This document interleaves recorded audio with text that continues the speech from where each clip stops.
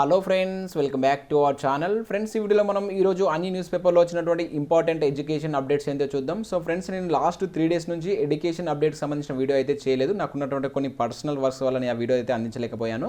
So ఈ రోజు నుంచి మీకు రెగ్యులర్ అప్డేట్స్ ఇవ్వడానికి అయితే ప్రయత్నం చేస్తాను. సో ఖచ్చితంగా ఛానల్ని సపోర్ట్ చేయడానికి ప్రతి వీడియోని అయితే లైక్ చేయండి. సో వీడియోస్ని అయితే చాలామంది ఫాలో అవుతున్నారు కానీ లైక్ చేయట్లేదు. మీరు ఇచ్చేటువంటి లైక్స్ నాకు చాలా మోటివేషనల్ ఎంకరేజింగ్గా ఉంటాయి కనుక ఖచ్చితంగా లైక్ చేయండి. సో ఇది ఎవరికైతే యూజ్ ఉంటుందో వారికి షేర్ చేయండి. అండ్ ఛానల్ ఇంకెవరైనా సబ్స్క్రైబ్ చేసుకోకుండా చూసినట్లయితే ఖచ్చితంగా సబ్స్క్రైబ్ చేసుకొని చూడండి. మన ఛానల్ నుంచి మీకు మంచి అప్డేట్స్ అంతాయి. మన ఛానల్కి సంబంధించిన టెలిగ్రామ్ గ్రూప్ అనేది కింద డిస్క్రిప్షన్లో ఉంటుంది, జాయిన్ కాండి. డైలీ దాంట్లో జాబ్ అప్డేట్స్, అదేవిధంగా కరెంట్ అఫైర్స్ సంబంధించినటువంటి ఫ్రీ ఆన్లైన్ టెస్ట్ లింక్స్ అనేది షేర్ చేస్తున్నాను. మీకు చాలా యూజ్ ఉంటుంది. ఆ గ్రూప్లో అయితే కంపల్సరీ జాయిన్ కాండి. ఫ్రెండ్స్, ఇక్కడ అప్డేట్స్ కనుక చూసినట్లయితే మనకు ఫస్ట్ అప్డేట్ వచ్చేసి జూన్ 1న టీఎస్పీఎస్సీ తొలి సమావేశం అంటే ఒక న్యూస్ చూడవచ్చు. ఇది మనకు నిన్నటి న్యూస్ పేపర్లో వచ్చినటువంటి న్యూస్. సో నిన్నటి న్యూస్ పేపర్లో వచ్చినటువంటి కొన్ని ఇంపార్టెంట్ అప్డేట్స్ కూడా దీనిలో అయితే మీకు ఎక్స్ప్లెయిన్ చేస్తాను. సో ఇక్కడ ఇన్ఫర్మేషన్ కనుక చూసినట్లయితే తెలంగాణ పబ్లిక్ సర్వీస్ కమిషన్ తొలి సమావేశాన్ని జూన్ 1న నిర్వహించనున్నారు. సో ఇటీవలే మనకు కొత్తగా నియమితులైనటువంటి చైర్మన్ జనార్దన్ రెడ్డి దీనికైతే అధ్యక్షత వహించనున్నారు. సో ఈ సమావేశంలో ముఖ్యంగా కొత్త సభ్యులకు చట్టాలపైన అవగాహన కల్పించడంతో పాటు డిపార్ట్మెంటల్ ఎగ్జామ్స్ యొక్క నిర్వహణ, సో అదేవిధంగా కొత్త నోటిఫికేషన్ల జారీపైన ఈ భేటీలో చర్చించే అవకాశం ఉన్నట్టు తెలుస్తున్నట్లు ఇక్కడైతే మనకైతే న్యూస్ అయితే ఉంది.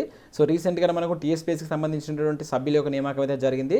అయితే వీరికి సంబంధించి తొలి సమావేశాన్ని జూన్ 1న అయితే నిర్వహించబోతున్నారు. సో దీనిలో మనకు రాబోయేటువంటి కొత్త నోటిఫికేషన్ల పైన కూడా చర్చించే అవకాశం ఉన్నట్లయితే ఇక్కడైతే న్యూస్ అయితే ఇవ్వడం జరిగింది. చూద్దాం మరి ఎటువంటి నిర్ణయం తీసుకుంటారనేది. సో నెక్స్ట్ మరొక అప్డేట్ కనుక ఇక్కడ చూసినట్లయితే ఆ విభాగాల పోస్టులన్నీ ఓపెన్ అంటే ఒక న్యూస్ చూడవచ్చు. ఇది కూడా మనకు నిన్నటి న్యూస్ పేపర్లో వచ్చినటువంటి న్యూస్. ఇక్కడ ఇన్ఫర్మేషన్ కనుక చూసినట్లయితే సచివాలయం, HOD, special office, state level office quota వర్తించదు. ఈ మేరకే రాష్ట్ర ప్రభుత్వం మార్గదర్శకాల విడుదలకు ఛాన్స్. అవి మినహా మిగతా శాఖల్లో 95% స్థానిక కోటా, 5% ఓపెన్ కోటా.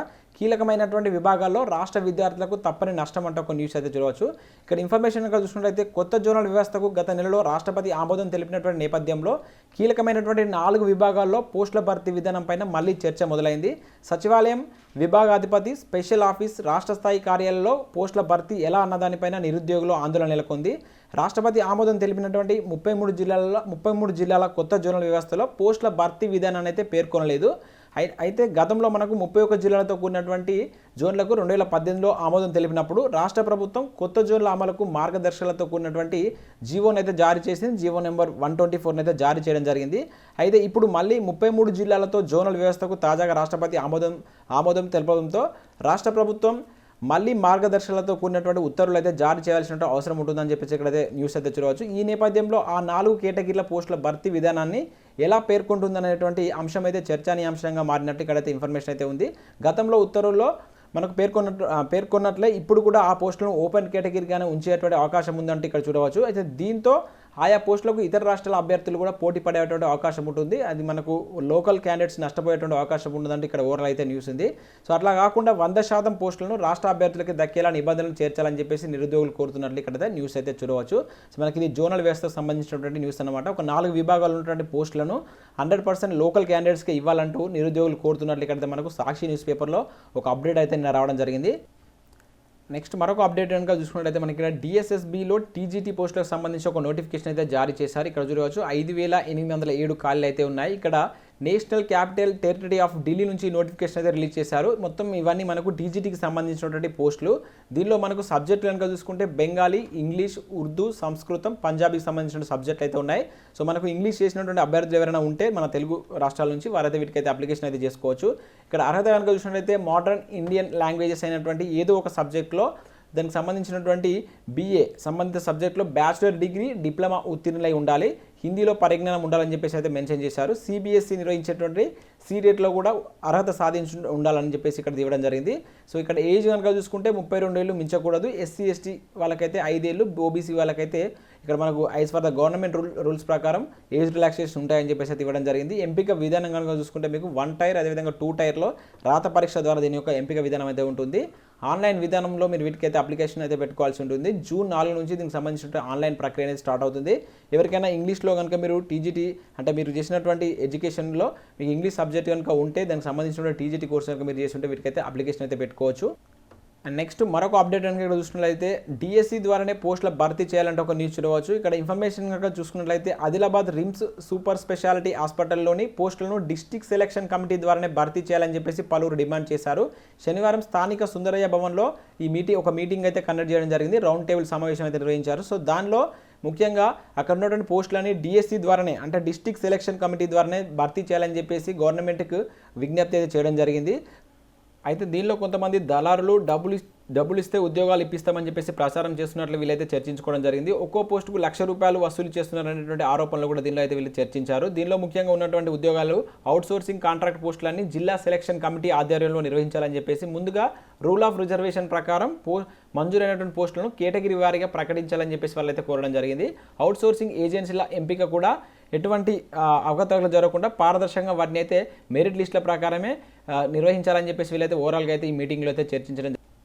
నెక్స్ట్ మరొక అప్డేట్ కనుక చూసుకున్నట్లయితే తెలుగు మాధ్యమంలో ఇంజనీరింగ్ అంటే ఒక న్యూస్ చూడవచ్చు. ఇక్కడ చూసినట్లయితే ఏఐసిటిఈ గ్రీన్ సిగ్నల్ ఈ విద్యా సంవత్సరం నుంచి అమలు 8 ప్రాంతీయ భాషల్లో ఇంజనీరింగ్ కోర్సులు తాజా నిర్ణయంపై తెలుగు విద్యార్థులు హర్షం అంటే ఒక న్యూస్ చూడవచ్చు.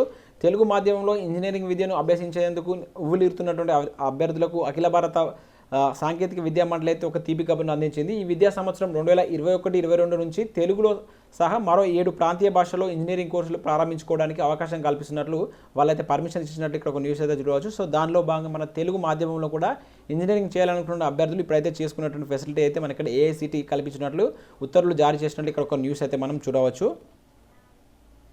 నెక్స్ట్ మరొక అప్డేట్ కనుక ఇక్కడ చూసినట్లయితే దేశంలో ఉపాధి సంక్షోభం అంటే ఒక న్యూస్ చూడవచ్చు. తారాస్థాయికి గ్రామీణ నిరుద్యోగం, సాగు రంగానికి కష్టకాలమే, కరోనా 2వ దశ ప్రభావం తీవ్రం, ఆర్థిక ప్యాకేజీని కేంద్రం సిద్ధంగా ఉండాలని చెప్పేసి ఇక్కడ మనకు ఒక ఇంటర్వ్యూ కండక్ట్ చేశారు. దానిలో ఫ్రెండ్స్ ఇవి మనకు వివిధ న్యూస్ పేపర్లో వచ్చినటువంటి ఇంపార్టెంట్ ఎడ్యుకేషన్ అప్డేట్స్. నెక్స్ట్ నేను అనాకాడమీ గురించి చెప్తున్నాను. ఇంట్రెస్టెడ్ క్యాండిడేట్స్ మాత్రమే వినండి, మిగతా వాళ్ళైతే స్కిప్ చేయవచ్చు. సో ఇండియాలోనే లార్జెస్ట్ లెర్నింగ్ ప్లాట్ఫామ్ అయినటువంటి అనాకాడమీ ద్వారా ఏపీపీఎస్సీ అండ్ టీఎస్పీఎస్సీకి ప్రిపేర్ అవుతున్న అభ్యర్థులకు బ్యాచ్ కోర్స్ అయితే స్టార్ట్ చేశారు. ఇప్పుడు దీనిలో మీకు అయితే స్పెషల్ ఆఫర్స్ అయితే ఉన్నాయి. మీకు ఇక్కడ సమ్మర్ స్పెషల్ ఆఫర్స్ అయితే స్టార్ట్ చేశారు. మెగా బంపర్ ఆఫర్ అని చెప్పేసి ఇక్కడ ఒక ఆఫర్ చూడవచ్చు. 24 months కనుక మీరు ఇప్పుడు సబ్స్క్రిప్షన్ తీసుకుంటే మీకు 3 months ఆఫర్ వస్తుంది. 1 year కనుక మీరు ఇప్పుడు సబ్స్క్రిప్షన్ తీసుకుంటే 2 months అనేటువంటి ఆఫర్ వస్తుంది. సో ఇది మీకు ఈ నెల 30th వరకు అయితే ఉంది. సో దీన్ని అయితే యూజ్ చేసుకోండి. సో అదేవిధంగా దీనిలో ఉన్నటువంటి కోర్సెస్ కనుక చూసినట్లయితే మీకు SIPCకి సంబంధించి కోర్సెస్ ఉన్నాయి రక్షక్ అనే నేమ్ తోటి. అదేవిధంగా దీనికి సంబంధించినటువంటి మినీ కోర్సెస్ కూడా ఉండడం జరిగింది. ప్రతి వీకెండ్లో మీకు దీనికి సంబంధించినటువంటి కొత్త బ్యాచ్ అయితే స్టార్ట్ అవుతుంది. వీటికి సంబంధించిన లింక్స్ అనేవి కింద నేను డిస్క్రిప్షన్లో ప్రొవైడ్ చేస్తాను, ఒకసారి అయితే చూడండి. సో దీనిలో చాలా వరకు ఫ్రీ క్లాసెస్ కూడా ఉంటాయి. ఫ్రీ క్లాసెస్ కనుక వినాలనుకుంటే మీరు మొదటగా అయితే యాప్ను అయితే డౌన్లోడ్ చేసుకోండి, కింద లింక్ ఇస్తాను. యాప్ను డౌన్లోడ్ చేసుకున్న తర్వాత మీ మెయిల్ ఐడి ఫోన్ నెంబర్తో అయితే లాగిన్ కాండి. యాప్లోకి వెళ్తారు. అక్కడ సెర్చ్ బార్లో ఏపీపీఎస్సీ అండ్ టీఎస్పీఎస్సీ అని సెర్చ్ చేస్తే మీకు తెలుగు మీడియం క్లాస్ వస్తాయి. ఏదైనా ఒక క్లాస్ పైన క్లిక్ చేస్తే రెఫరల్ కోడ్ అడుగుతుంది, HJTT అనేటువంటి కోడ్ అడుగుతుంది. ఆ కోడ్ని ఎంటర్ చేస్తే మీకు క్లాస్ అయితే ఓపెన్ అవుతాయి. ఒక 15 minutes కనుక మీరు క్లాసెస్ వింటే మీరు ఫ్రీ క్లాస్కి అయితే యాక్టివ్ అవుతారు. ఈ విధంగా మీరు ఫ్రీ క్లాస్ అయితే వినవచ్చు. అండ్ దీనిలో ఫ్రీగా మీకు డైలీ T20 సిరీస్ కూడా కండక్ట్ చేస్తారు. వీటన్నిటిలో మీరు అయితే పార్టిసిపేట్ చేయొచ్చు. సో మీరు మొదటిగా అయితే యాప్ని అయితే డౌన్లోడ్ చేసుకోండి, కింద లింక్స్ ఉంటాయి. సో వాటన్నిటికి సంబంధించిన లింక్స్ ఒకసారి చూసి మీకు ఇంట్రెస్ట్ ఉంటే దీనిలో సబ్స్క్రిప్షన్ కూడా తీసుకోండి.